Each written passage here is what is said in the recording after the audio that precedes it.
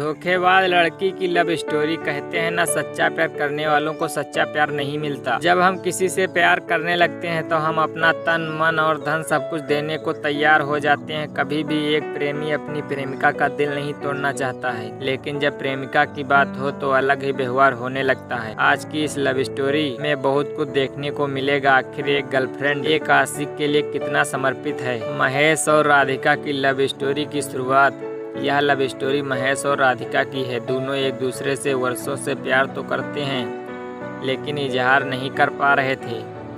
एक दिन महेश के घर में बर्थडे पार्टी थी, तो उसमें राधिका भी शामिल थी। राधिका को देखकर महेश मदहोश होता जा रहा था।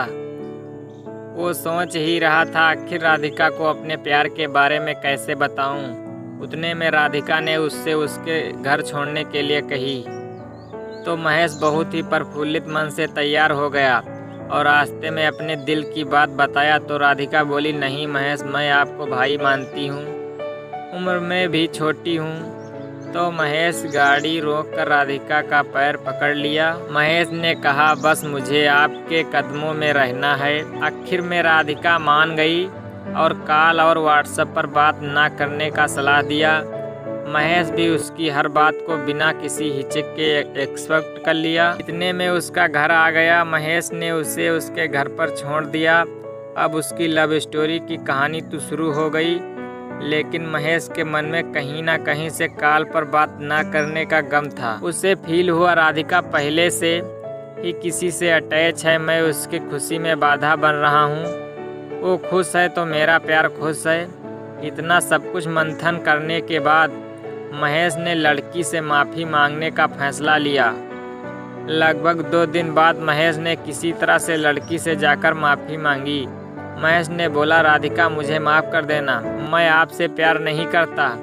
इतना कहते ही राधिका पूरी तरह से हैरान हो गई। आखिर प्यार के लिए जो बंदा पैरों पर गिर सकता है, वह अचानक माफ़ी क्यों मांग रहा है। 10 दिन नहीं बीते थे, राधिका पूरी तरह से बेचैन होने लगी। महेश से मिलना चाहती थी, अपने गलती का माफ़ी मांगना चाहती थी। जैसे तैसे राधिका ने महेश से कंटेंट किया और अपने प्यार का इजहार किया। साथ जीने मरने की कसम तक खाई। राधिका का बर्थडे 9 जुलाई को था।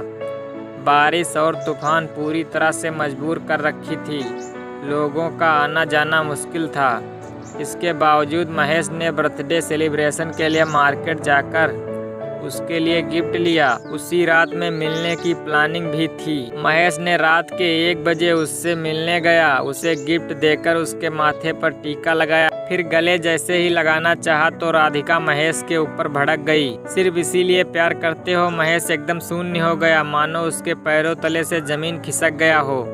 वहाँ से चुपचाप भीगी आंखों में आंसू लिए चला आया। दोनों की बातचीत बंद हो गई और अलग अलग रहने लगे। महेश के दिल पर जो चोट लगी थी वह कभी नहीं भूल सकता था।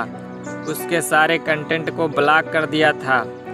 2 महीने बाद राधिका ने अपनी फ्रेंड के नंबर से कॉल करके माफ़ी मांगी, तो महेश ने साफ इनकार कर दिया। मैं कभी भी आपसे संपर्क नहीं कर सकता हूँ, मैं आपके काबिल नहीं हूँ। इतना सुनते ही राधिका रोने लगी और एक चांस के लिए गिड़गिड़ाने लगी, तो महेश भी मान गया। अब दोनों की लव स्टोरी बहुत अच्छे से चल रही थी। दोनों एक दूसरे से मिलने जुलने भी लगे थे। महेश राधिका के हर ज़रूरत को पूरा करता था, यहाँ तक उसके कॉलेज की फीस भी भरता था। एक दिन राधिका और महेश लॉन्ग ड्राइव पर थे, तो राधिका के नंबर पर काफ़ी कॉल और मैसेज आते रहते, लेकिन महेश के सामने कोई भी कॉल और मैसेज पिकअप नहीं किया। महेश को रास्ते में शक होने लगा, आखिर बात क्या है। जब महेश ने मोबाइल को चेक करने के लिए मांगा, तो राधिका ने स्विच ऑफ होने का बहाना किया। अब राधिका और भी शक के घेरे में आ गई। महेश गाड़ी रोका और मोबाइल लिया तो देखा 53 मिस कॉल और व्हाट्सएप खोलकर चेक किया तो आई लव यू जानू जैसे मैसेज लगभग 16 लड़कों के थे, जिसमें राधिका का भी रिप्लाई भी था। महेश ये सब देखकर काफ़ी दुखी हुआ और वहीं रिश्ता तोड़ने का फैसला किया। लड़की को वहीं छोड़कर वह घर चला आया। वो कहते हैं ना, सच्चा प्यार करने वालों को सच्चा प्यार नहीं मिलता। जैसे कि आपने राधिका और महेश की लव स्टोरी को देखा, आपको कैसी लगी ज़रूर बताना और दोस्तों के साथ शेयर करना। धन्यवाद।